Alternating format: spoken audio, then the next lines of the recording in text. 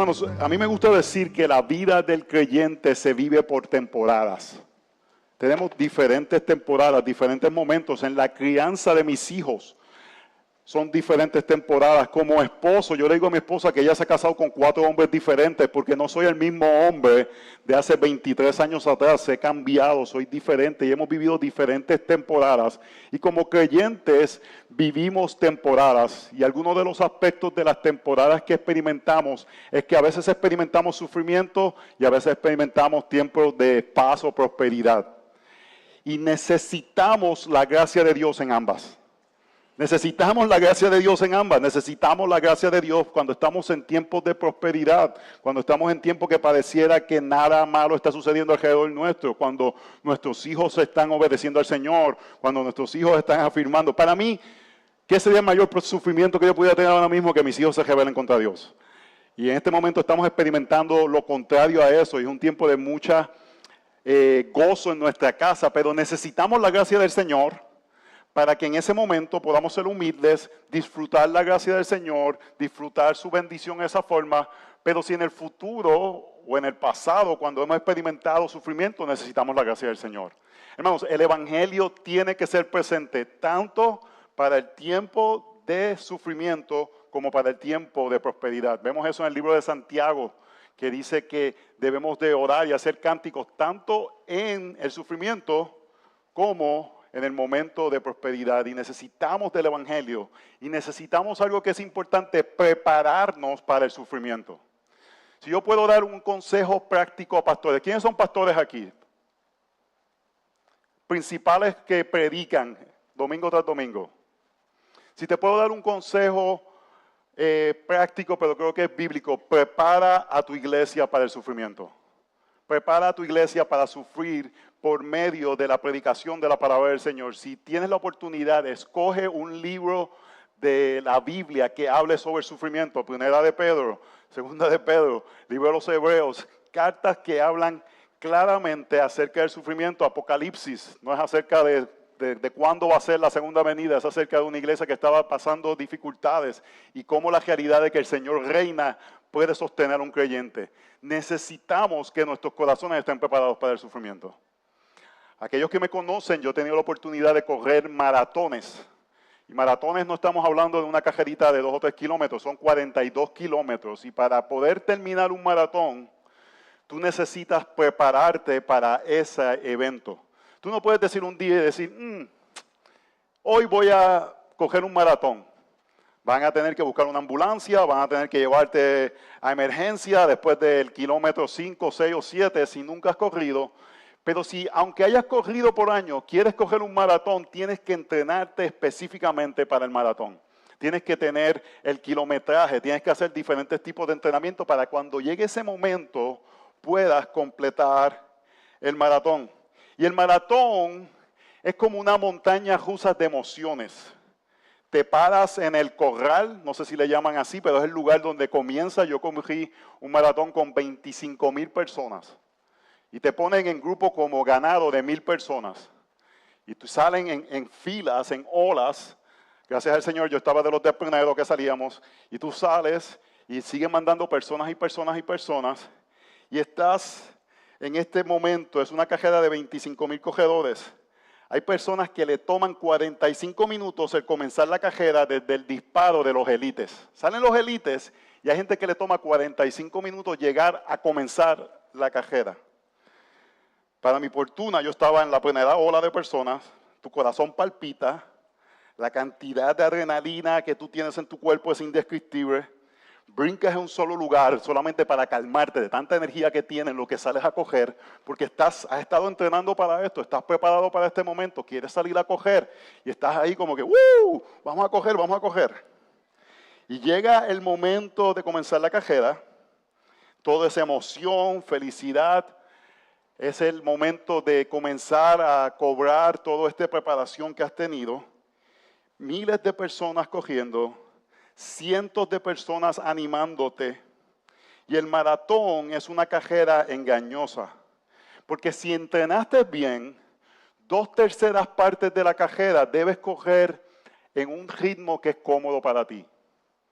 Si son 42 kilómetros, hasta el kilómetro 36 debe ser fácil. Debe ser tranquilo. Estás cogiendo a un ritmo que si lo corrieras, si cogieras un ritmo de medio maratón, no pudieras terminar el maratón. Pero cuando coges el ritmo de maratón, tú debes llegar al kilómetro 32, 33. Obviamente cansado, pero no súper agotado. Porque cogiste la carrera como debía hasta que llegas a ese kilómetro 36, 37 y llegas al momento de lo que se llama la pared. Y la pared es el momento que tu cuerpo ya no tiene la capacidad de procesar más carbohidratos y no te queda ninguna energía y necesitas en cierta forma obligarte a continuar. En ese momento cada célula de tu cuerpo te grita detente. Tus pantorrillas comienzan a experimentar calambre. Tienes que detenerte a estirar. Realmente dudas si podrás llegar hasta que encuentras el ánimo de alguien que te recuerda que puedes terminar la carrera.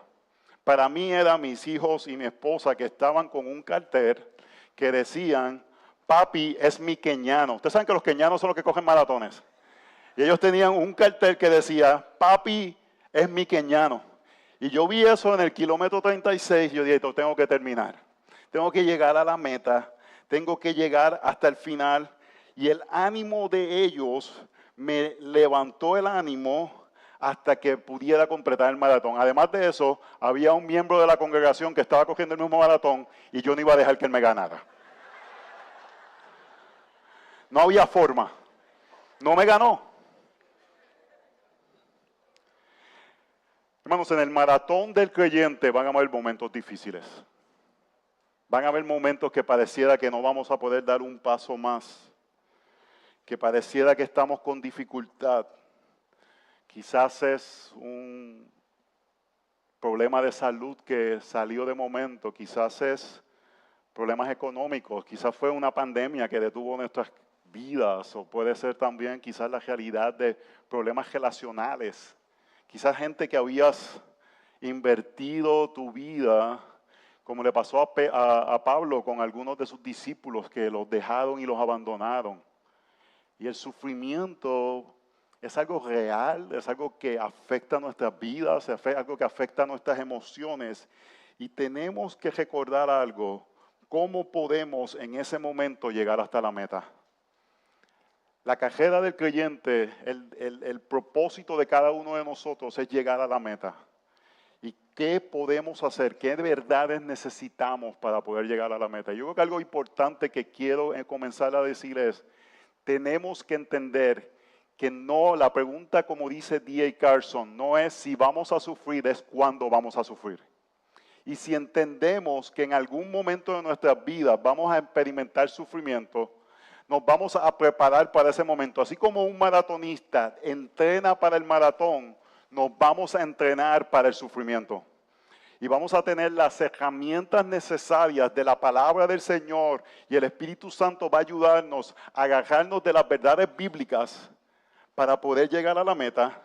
Pero algo que necesitamos, hermanos, es de la comunidad de creyentes que nos recuerden la realidad que vamos y podemos llegar hasta la meta. Así que yo voy a leer Romanos capítulo 8, versos 18 hasta el 21 y luego voy a pasar al verso 26 en adelante.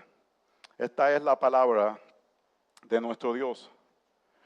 Pues considero que los sufrimientos de este tiempo presente no son dignos de ser comparados con la gloria. Romanos 8, 18. Pues considero que los sufrimientos de este tiempo presente no son dignos de ser comparados con la gloria que nos da de ser revelada, porque el anhelo profundo de la creación es aguardar ansiosamente la revelación de los hijos de Dios.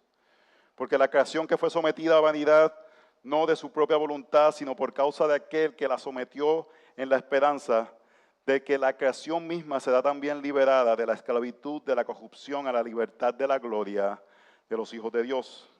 Voy a ir al verso 26. De la misma manera también el Espíritu nos ayuda en nuestra debilidad. No sabemos orar como deberíamos, pero el Espíritu mismo se intercede por nosotros con gemidos indecibles. Y aquel que escudriña los corazones sabe cuál es el sentir del Espíritu, porque Él intercede por los santos conforme a la voluntad de Dios. Y sabemos que para los que aman a Dios, todas las cosas cooperan para bien. Esto es para los que son llamados conforme a su propósito, porque a los que de antemano conoció, también los predestinó a ser hechos conforme a la imagen de su Hijo, para que Él sea el primogénito entre muchos hermanos. A los que predestinó, a estos también llamó, a los que llamó, a estos también justificó, a los que justificó, a estos también glorificó. Entonces, ¿qué diremos a esto? Si Dios está por nosotros, ¿quién estará contra nosotros? El que no negó a su propio Hijo, sino que lo entregó por todos nosotros. ¿Cómo no nos dará también junto con Él todas las cosas? ¿Quién acusará a los escogidos de Dios? Dios es el que justifica. ¿Quién es el que condena? Cristo Jesús es el que murió. Si aún, más aún, el que resucitó. El que además está a la diestra de Dios, el que también intercede por nosotros. ¿Quién nos separará del amor de Cristo? Tribulación, o angustia, o persecución, o hambre, o desnudez, o peligro, o espada. Tal como está escrito, por causa tuya somos puestos a muerte todo el día. Somos considerados como ovejas para el matadero. Pero en todas estas cosas somos más que vencedores por medio de aquel que nos amó. Porque estoy convencido que ni la muerte ni la vida, ni ángeles, ni principados, ni lo presente, ni lo porvenir, ni los poderes, ni lo alto, ni lo profundo, ni ninguna otra cosa creada nos podrá separar del amor de Dios, que es en Cristo Jesús, Señor nuestro. Esta es la palabra de nuestro Dios. ¿Qué necesitamos en el sufrimiento? Necesitamos recordar algo. Nada me puede separar del amor de Dios. Nada. Nada me puede separar del amor de Cristo. En el momento que el sufrimiento llega a nuestras vidas, ¿qué nos debe de preocupar? Este sufrimiento puede causar que mi fe tambalee. Nuestra mayor preocupación no debe ser cómo la situación que estamos experimentando va a afectar nuestras vidas financieras, va a afectar nuestra comodidad, va a afectar nuestros sueños o cosas que deseamos lograr. Nuestra mayor preocupación puede ser, esto va a afectar mi fe. Y vemos aquí una promesa que el Señor hace a su pueblo. Si tú eres de Él, nada podrá separarte de Él. ¿Qué necesitamos en el sufrimiento? Necesitamos recordar algo. Nada me puede separar del amor de Cristo. Nada. Es más, Dios puede utilizar este sufrimiento para afirmarme y fortalecerme en el amor del Señor. Yo le puedo decir algo. Yo miro hacia atrás en mi vida y no quisiera vivir ciertas cosas, pero no cambiaría ciertas cosas que he vivido. Porque en esos momentos de oscuridad, donde pareciera que el mundo se está haciendo pequeño, donde pareciera que enemigos se levantan, han sido los momentos quizás más dulces de mi vida, que más cercanía y más intimidad he tenido con el Señor. Así que el sufrimiento puede tener diferentes factores. Vemos en el libro de los Hebreos, ¿para qué la carta de los Hebreos fue escrita? Porque creyentes iban a sufrir y el apóstol quería recordarles, ustedes no son de los que vuelven atrás. Ustedes son los que van a continuar hacia adelante, van a llegar hasta la meta. Ustedes son los que por fe van a llegar poniendo su mirada en Cristo Jesús. ¿Qué necesitamos en el sufrimiento? Recordarnos de que necesitamos la cercanía de Cristo Jesús. Mi salmo favorito, Salmo 73, lo he predicado como 50 veces y lo predico muchas veces porque yo necesito escucharlo. ¿Y qué sucede en el Salmo 53? El salmista está sufriendo. ¿Y por qué está sufriendo? Porque el impío prospera y él está sufriendo y él ve que eso es injusto, hermanos. Y a veces criticamos el evangelio de la prosperidad, pero somos bastante del evangelio de la prosperidad. Porque cuando estamos sufriendo comenzamos a decir cosas como que esto no debería sucederme. Abrazamos ideas que son contrarias a la realidad del evangelio, pero en medio del sufrimiento, ¿qué cambió en la vida del salmista? Verso 17. Fui al templo, fui al Salmo 73, 17. Voy a buscarlo, se me olvidó. Entrando al santuario del Señor, entendí el fin de ellos. ¿Qué sucedió? ¿Qué cambió en la vida del salmista? No cambió la situación. El Salmo no nos dice la situación cambió y la vida se le hizo fácil. No, cambió su perspectiva y la cercanía de Dios cambió la circunstancia y cambió la cosmovisión del salmista. Hasta que entró al santuario del Señor. Yo creo que hay una correlación con esta realidad de Romanos 8, donde nos dice que consideramos que los sufrimientos de este tiempo presente no son dignos, gracias, de ser comparados con la gloria que nos ha de ser revelada, que es el punto que está trayendo Pablo ahí. Vamos a sufrir en este mundo, pero soportamos el sufrimiento sabiendo que viene algo mejor. Soportamos el sufrimiento sabiendo que viene algo mejor. ¿Qué nos dice el libro de Romanos? Vamos a repasar Romanos. Vamos a pasar un resumen de Romanos para entender lo que llegamos hasta aquí. ¿Están conmigo? Yo me comí un patacón que me tiene medio dormido, oye. Así que, Romanos 1 habla de, no me avergüenzo del Evangelio, pues es poder de Dios para salvación. ¿Qué usted pensaría que Pablo fuese a hablar después de haber dicho eso? Uno pensaría que él comenzaría a hablar del poder del Evangelio. Si él dice que no me avergüenzo del Evangelio porque es poder de Dios para salvación, uno pensaría que después de eso él comenzaría a decir, bueno, mira todos los beneficios del Evangelio, mira todo el poder que el Evangelio da. ¿Y qué hace Pablo por 2 capítulos? Nos habla de una realidad. Todos hemos pecado. Porque nos está diciendo algo. El poder del Evangelio es la realidad de que todos hemos fallado contra Dios, sea en Romanos capítulo 1, que hemos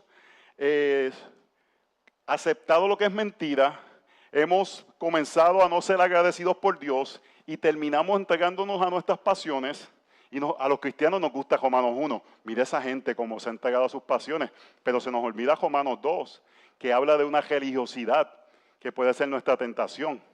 Tú que enseñas las cosas y no las haces. Y lo que nos está diciendo Romanos 2, Romanos 3, es el poder del Evangelio es poder porque salva a pecadores que no pueden ser librados del infierno. Y por la gracia del Señor, hermanos, esto es importante porque cuando llegamos a la realidad de sufrimiento, ¿qué vemos? Nuestro mayor problema ya ha sido resuelto. Es enfrentar la ira de Dios. Eso no quiere decir que minimizamos el sufrimiento, pero pone nuestro sufrimiento en perspectiva. Los sufrimientos actuales no se comparan con la gloria que está por venir. ¿Por qué? Porque mi sufrimiento actual en la perspectiva de la realidad de un sufrimiento eterno de la ira de Dios no se compara. Para poder abrazar Romanos 8 tenemos que entender Romanos 1, 2 y 3. ¿Y qué nos dice entonces el apóstol Pablo? Por la fe somos salvos. Así como Abraham fue salvo por la fe, nosotros somos salvos por la fe, somos justificados. Y luego nos dice en el capítulo 6 que la justificación nos debe impulsar a la santidad. No debe ser una excusa para pecar. Y Romanos 7, que es un poquito complicado, ¿verdad? Que yo hago lo que no quiero y lo que no quiero no hago y es medio confuso. ¿Y qué está diciendo? ¿Quién es el que está hablando? ¿Qué Pablo está diciendo? No vamos a entrar en eso, pero en Romanos capítulo 8, Pablo habla del poder del Espíritu para matar el pecado. Y cómo el Espíritu viene a ayudarnos a matar el pecado. Y en ese momento Pablo presenta esta realidad del sufrimiento. Pareciera en cierta forma, ¿por qué Pablo entra el tema del sufrimiento cuando acaba de decir que por medio del Espíritu vamos a matar el pecado? Yo les voy a dar mi interpretación. Yo creo que Pablo está consciente que uno de los mayores sufrimientos que tiene el creyente es su lucha contra el pecado. Es la realidad de entender que todavía estamos en una batalla contra nuestra carne, contra nuestros enemigos, Satanás, la muerte, y que estamos en un tiempo que parte de mi sufrimiento es esta realidad que ya quiero ser redimido de este pecado. A mí hay personas en momentos me dicen, ay, yo quisiera vivir 90, 95 años. Y yo digo, hermano, yo me quiero ir de 70 a 75, porque todas las mañanas me tengo que levantar a batallar contra mi carne. Tengo 48, yo sé lo que ustedes dicen, está entero para 48, pero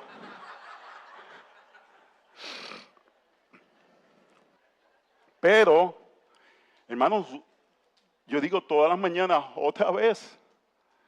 Y son los mismos, hermanos. Las cosas que he cojeado por 20 años, 25 años de creyente, son las que estoy cojeando todavía. 25 años después, Dios ha dado gracia, hay crecimiento, pero si no me levanto en la mañana y clamo al Señor por ayuda y digo, Señor, redime este cuerpo pecaminoso. Así que parte del sufrimiento de mi vida es que ya yo quiero estar con el Señor, que ya yo deseo ser redimido. A veces vemos más el sufrimiento solamente en la esfera de cosas que nos pasan que no son positivas y no vemos todavía este sentido de que el mundo completo está gimiendo ser redimido, que desea ser restaurado por los efectos del pecado que nosotros hemos contribuido. Nosotros hemos sido aquellos que hemos puesto aspectos que afirman la caída. Y eso nos debe de traer perspectiva en medio de nuestro sufrimiento. Nuevamente no quiero minimizar nuestro sufrimiento. La pérdida de un ser querido. La realidad de una enfermedad que está por venir o estamos batallando con ella. Relaciones rotas, pero debemos de verla en la perspectiva de la realidad de que estamos en un mundo caído y estamos esperando ser redimidos. Así que le voy a dar algunos principios que este texto nos da para poder batallar contra el sufrimiento y poder tener herramientas bíblicas en esos momentos. Hermanos, nuestra única esperanza en un mundo caído es no ser separados del amor de Cristo. Voy a repetir eso. Después de esto, si te comiste el patacón como yo, te puedes dormir. Pero esto es lo que te quiero comunicar. Mi única esperanza, tu única esperanza, en un mundo caído, donde tenemos nuestra carne batallando contra nosotros, donde tenemos la realidad del pecado, donde tenemos personas que pecan contra nosotros, la realidad de que vivimos un mundo que necesita redención. Mi única esperanza es que por la gracia del Señor yo no sea separado del amor de Cristo. Gloria a nuestro Dios que nos promete que Él va a cumplir eso. Así que cuando el sufrimiento llega, cuando llega la situación difícil, mi enfoque, mi plegaria, no debe ser solamente, Señor, remueve esta situación, pero mi enfoque principal debe ser, Señor, sosténme al estar consciente de tu amor. Sosténme, porque soy débil. Así que, punto número 1, necesitamos ayuda, hermanos, porque somos débiles. Verso 26. Y de la misma manera también el Espíritu nos ayuda en nuestra debilidad, porque no sabemos orar como debiéramos, pero el Espíritu mismo intercede por nosotros con gemidos indecibles. Ya que el que escudriña los corazones sabe cuál es el sentido del Espíritu, porque Él intercede por los santos conforme a la voluntad de Dios. En esta realidad de este texto que dice que los sufrimientos actuales no se comparan con la gloria venidera, Pablo nos dice algo que debe ser de importancia. Tú y yo somos débiles.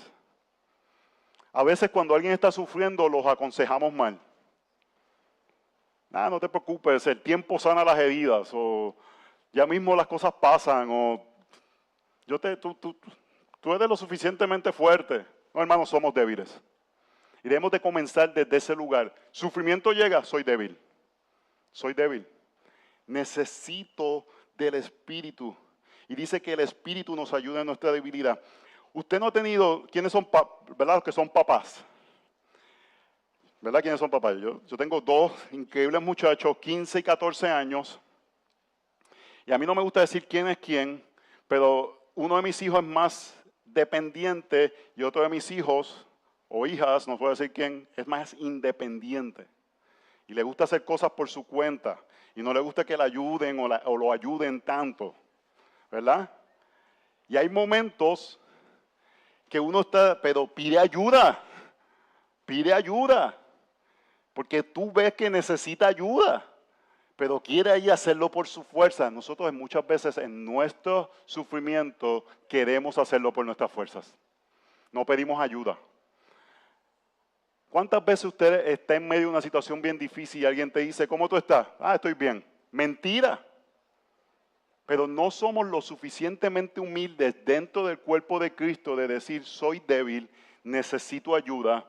Y parte de la ayuda que recibimos del Espíritu es por medio de la comunidad de creyentes, hermanos. ¿Cómo comienza el poder ser sostenido por el amor del Señor en medio del sufrimiento? Declarando algo. Y aquí podemos declarar. Esto es algo que vale la pena declarar.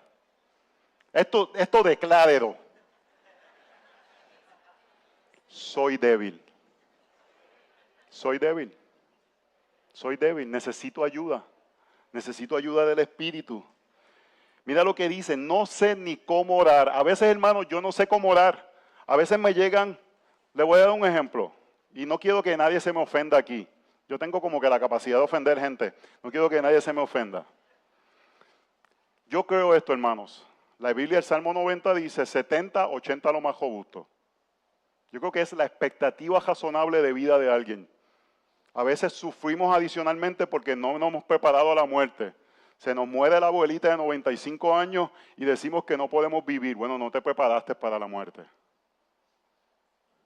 Pero a veces no es lo mismo que muera un niño de 5 años que una abuelita de 95 años. Son muertes ambas, pero el vivir como que su vida se te ha acabado es que no te preparaste y no creíste lo que las Escrituras dicen acerca.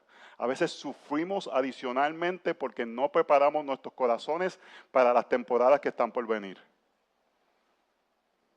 Yo estoy preparándome para la muerte de mi mamá. Debe llegar en cualquier momento. Tiene una condición de salud avanzada y la amo profundamente y la voy a extrañar.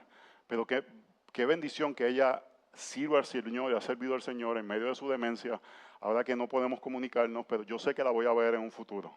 Yo tengo que creer eso. Pero lo que quiero decirles es algo como esto. A veces me dicen, hermano, la nana está grave. Y yo, ¿qué edad tiene la nana? 95. Yo no sé cómo orar.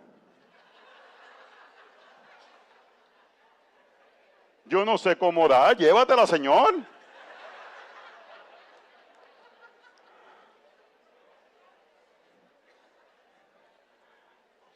Y dije 95. Yo creo que eso empieza en los 70. Yo creo que en los 70 uno empieza a decir, Señor, si es tu voluntad, llévatelo ya, porque la Biblia dice 70, 80 lo más robusto. Yo le creo a la Biblia, yo no le creo a esto que ahora dicen que los 70 son los nuevos 60, los 60 son los nuevos 50. Mi papá murió de 75 años y yo estaba hablando con él y alguien me dijo, 75, murió joven. Yo dije, no, eso no es joven. 70, 80 lo más robusto.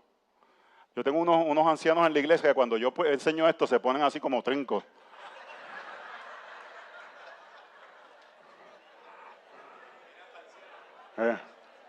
Pero hermanos, yo no tenía esto en mis notas. No, esto lo tenía, esto que voy a decir ahora. No, el mundo actual, por medio de la tecnología, ha minimizado tanto sufrimiento que gente experimentaba por décadas, que ya no anhelamos el cielo. Nuestras vidas son tan cómodas que no hay un anhelo por ver a Jesús. Esto es una ilustración que una vez escuché de alguien que es, hermanos, a mí si usted quiere verme sufrir, envíeme a acampar, a hacer camping, ¿verdad? Con una caseta de campaña. Yo no sé por qué la gente hace eso. Eso es del diablo, hermano. Si yo quiero descansar, yo voy a ir a un sitio que no voy a trabajar, ¿no? Que tengo que hacer la caseta, dormir. Yo no he escuchado a alguien que me diga, voy a acampar, y llega y decir, dormí como un bebé. Todo el mundo, no, que si la espalda, que si no, ni qué, ¿para qué voy a ir yo? Pero hay gente que va. Pero cuando usted va a acampar ahora, usted puede comprar un camión y básicamente ir a acampar con todas las necesidades de su hogar. ¿Verdad? Usted va y tiene todo, tiene hasta satélite para ver televisión, no tiene ninguna incomodidad. Así yo puedo estar meses en la Sierra Nevada, yendo para allá, para el San Cristóbal es que se llama, ¿verdad? Ay, pero usted ve, yo sé de Colombia. Si usted va con una casetita de campaña, un matrecito, a los 2 días usted quiere estar en su casa. Hermanos, esta no es nuestra casa. Nosotros estamos acampando. Lo que pasa es que nos han dado últimamente bastante comodidad y no anhelamos estar con el Señor. Si usted tiene 70 años y no quiere ver al Señor, conviértase a Cristo. Porque usted debería anhelar ver al Señor. Y a veces hacemos nuestros sufrimientos más profundos porque no entendemos los lugares que estamos en nuestra vida y no entendemos nuestra debilidad. ¿Cómo comienza el batallar contra el sufrimiento? Vamos, aquí José lo dijo que podemos declarar. Es declarando que somos débiles. Y necesitamos de la ayuda del Espíritu Santo. Así que, hermanos, nuestra única esperanza en un mundo caído es no ser separados del amor de Cristo. Y número 2, necesitamos la providencia que afirma el propósito de Dios, hermanos. Tenemos que entender algo, lo bienaventurado que somos, hermanos. Nosotros vivimos en un mundo que pienso que uno de los problemas principales que tenemos es que somos bien malagradecidos. Romanos capítulo 1 dice que una de las cosas que sucede, que crea el endurecimiento, es que no le agradecieron a Dios. Romanos 1 dice eso, y no le agradecieron a Dios y suprimieron la verdad. Y nosotros tenemos que cambiar nuestra mentalidad y vivir pensando, somos bendecidos. Somos súper bendecidos. ¿Cómo yo sé que soy bendecido? No es complicado, hermanos. Ahora mismo, en este instante, yo merezco estar en el infierno recibiendo la ira de Dios. Eso es lo que yo merezco. Eso es lo que José Luis Mercado, por los que no sabían, me llamo José Luis, merece estar ahora mismo eternamente recibiendo la ira de Dios justa. Pero por su misericordia, de alguna forma que todavía no entiendo, he despertado y estoy en su redil y soy una de sus ovejas y Él me ama. ¿Cómo no puedo ser agradecido? ¿Cómo no puedo cultivar un corazón que dice, Señor, gracias te doy? Y sabemos, verso 28, y sabemos que para los que aman a Dios, todas las cosas cooperan para bien. Esto es para los que son llamados conforme a su propósito. Hermanos, el propósito de ese texto no es resignación. Yo creo que lo hemos utilizado mal por mucho tiempo. Es como una resignación. Estoy fastidiado en medio de un momento y digo, bueno, todas las cosas cooperan para bien. No me queda otra. No, debemos de vivir asombrados que en medio de nuestro sufrimiento no estamos en el infierno. Y por eso, esto que me está sucediendo es para mi bien, porque yo sé que Dios desea mi bien, porque no estoy ahora mismo en el infierno recibiendo su ira, sino estoy recibiendo su bondad, su amor, su misericordia. Entendemos la providencia y el amor del Señor. Porque, hermanos, los que son llamados conforme a su propósito, no es nuestro propósito el que nos trajo al redil. Es que Él en su misericordia se agradó de ti por alguna razón que no vamos a entender hasta que entremos delante de su presencia. Así que, hermanos, debemos ser aquellos que somos los más agradecidos. Debemos ser aquellos que somos los más gozosos. No debemos ser que dicen, no, es que la gente de la costa son bien chéveres. No, hermanos, no es porque somos de la costa o somos caribeños o nos gusta la salsa. Es porque Cristo derramó su sangre por nosotros. Y eso debe tener un sentido de agradecimiento en nuestros corazones. Y ese amor a Dios, amor de Dios se refleja por esta predestinación, hermanos. La predestinación no es una doctrina que su propósito y su diseño es hacernos sentirnos superiores a nadie. El propósito, el diseño de la predestinación es traer humildad en nuestros corazones para cultivar agradecimiento a Dios. Este Dios que creó todas las cosas, por alguna razón, decidió salvarme. Oh, hermanos, por eso yo no quiero ser dogmático, pero cantar al Señor como que así, como que a uno le duele algo. ¿No han visto gente que está cantando al Señor y parece como que si estuviesen apretando una tripa? No, hermanos, debemos de vivir asombrados de una forma correcta de esta realidad, hermanos, porque a los que de antemano conoció, antes de que tú ni supieras, Dios se apiadó de ti, también los predestinó a ser hechos conforme a la imagen de su Hijo. ¿Qué clase de bendición, hermanos? Que Dios ha decidido que yo sea conforme a la imagen de su Hijo. Yo no puedo esperar por ese día, primera de Juan capítulo 3, que cuando lo veamos, en ese instante seremos como Él. Esa es mi meta, eso es lo que yo quiero llegar, ese es el momento. Al principio de la pandemia, eso comenzó en marzo, en abril, yo salí a coger un día, estaba un poco desanimado, la pandemia me tenía, como a muchos de nosotros, afectados, y muchas veces yo salgo a correr, y en donde yo vivía nos permitían por lo menos salir a correr. Yo sé que muchos de ustedes estaban en situaciones más complicadas de las que yo estaba viviendo. Y fue un día de abril donde en Estados Unidos el día anterior había hecho frío y ese día estaba haciendo calor. Yo salí a correr y ese día cogí como 18 kilómetros. Llegué a casa, me senté, me fui a duchar. Katy siempre me manda a duchar porque a los 48 años los olores que emanan de mí no son de la gloria de Dios. Me bañé, me duché, regresé y Katy me dice, José, ven, vamos a cenar. Yo me levanto, tan grande como soy, mido 1,92. Aquí hay otros hermanos que le hubiese pasado lo que me pasó a mí, quizás le da un pequeño chichón. Porque allá llaman chichón, con un golpe. Yo casi me mato, hermanos.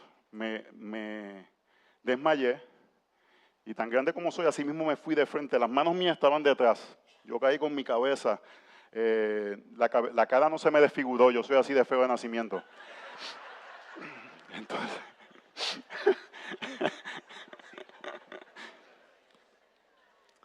yo no recuerdo 4 horas de mi vida. Me desperté en una sala de emergencia con un doctor diciéndome, creemos que tienes un sangrado en tu cerebro.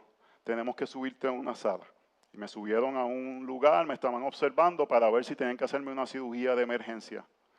Hermano, yo no digo esto por nada, yo estaba listo para ver al Señor.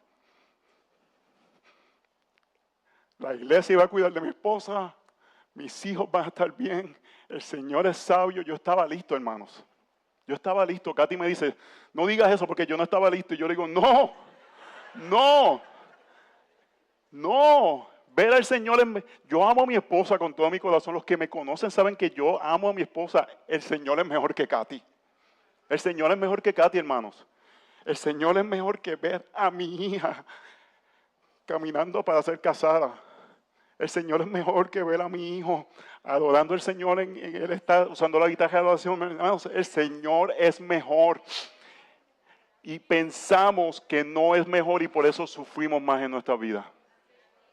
Lo que nos protege del sufrimiento, hermanos, es creer que Él es mejor. Y si estás sufriendo, yo quiero orar por ustedes. Yo quiero que el Señor en su misericordia levante el sufrimiento, pero más que nada, yo quiero que tú experimentes la realidad del amor del Señor. Por eso, número 3, hermanos, necesitamos una promesa. Nuestra única esperanza en un mundo caído es no ser separados del amor de Cristo. Necesitamos una promesa, necesitamos ver que somos débiles, necesitamos saber la providencia de la salvación que es del Señor, pero necesitamos que ese Señor que providencialmente nos salvó, si te salvó providencialmente, te va a sostener providencialmente. Entonces, ¿qué diremos a esto? Si Dios está por nosotros, ¿quién estará contra nosotros? El que no eximió a su propio Hijo, sino que lo entregó por todos nosotros. ¿Cómo no nos concederá también con Él todas las cosas? Hermanos, Él entregó a su Hijo. ¿Cómo no nos dará el reino? Todas las cosas es el reino. Todas las cosas no es un carro. Todas las cosas no es un iPhone 14. Todas las cosas no es una vida. Todas las cosas es Él. Es el reino. Nos va a dar la cercanía con Él. Si Él dio a su Hijo, ¿cómo nos va a retener la bendición del reino? De estar con Él. De experimentar una eternidad con Él. Y por eso, hermanos, podemos con mucha fe, certeza, confianza, leer estos versos que son tan gloriosos, tan dulces para aquellos que aman al Señor. ¿Quién nos separará del amor de Cristo? ¿Tribulación o angustia? persecución, hambre o desnudez o peligro de espada, tal como está escrito, por causa tuya somos puestos a muerte todo el día. Somos considerados como ovejas para el matadero. Pero en todas estas cosas somos más que vencedores por medio de aquel que nos amó. Porque estoy convencido, y hermanos, esta es la realidad. Necesitamos estar convencidos. En medio del sufrimiento, tú y yo tenemos que estar convencidos de algo. Que ni la muerte, ni la vida, ni los ángeles, ni principados, ni lo presente, ni lo porvenir, ni los poderes, ni lo alto, ni lo profundo, ni ninguna otra cosa que haga, nos podrá separar del amor de Cristo. Del amor de Dios que es en Cristo Jesús, Señor nuestro. Así que, hermanos, ¿cómo caminamos el sufrimiento? Comenzamos afirmando y creyendo que somos débiles. Después vemos la realidad de que Él providencialmente los salva. Y después entendemos que si estamos en Él porque Él nos salvó, nada me puede separar de Él. Yo no te puedo asegurar que tu problema se va a terminar. Yo no te puedo decir que las cosas van a salir mejor. Yo creo que eso es un problema que a veces hacemos cuando alguien está pasando algo mal. No te preocupes, esto va a pasar. No sabemos. No sabemos si se va a poner peor. Pero yo te puedo asegurar algo. Si tú declaras que eres débil, entiendes que Dios te salvó providencialmente, puedes confiar algo. El amor de Cristo nunca te va a abandonar. Y en medio de dificultades es suficiente. No quiero ser simplista, pero es la realidad de lo que necesitamos. Que nuestros corazones estén afirmados en esta verdad.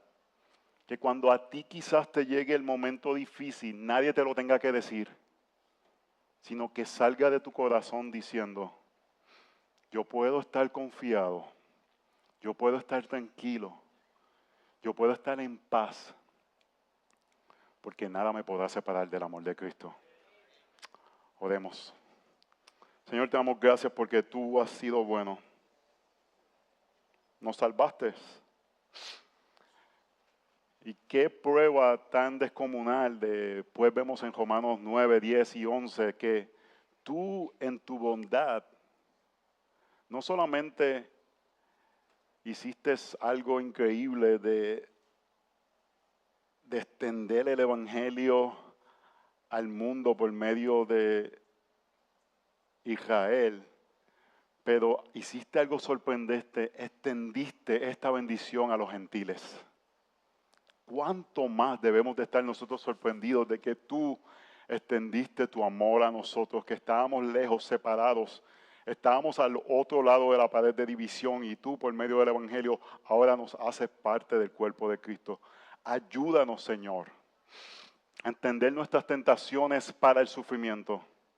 Ayúdanos a confesar nuestra autocompasión. Ayúdanos a confesar nuestra independencia, nuestro sentido de querer resolver los problemas por nuestra propia sabiduría, nuestro sentido de no confiar en tus provisiones, pero más que nada, Señor, en el sentido de hacer las situaciones mayores que la realidad, que lo más importante es estar en ti.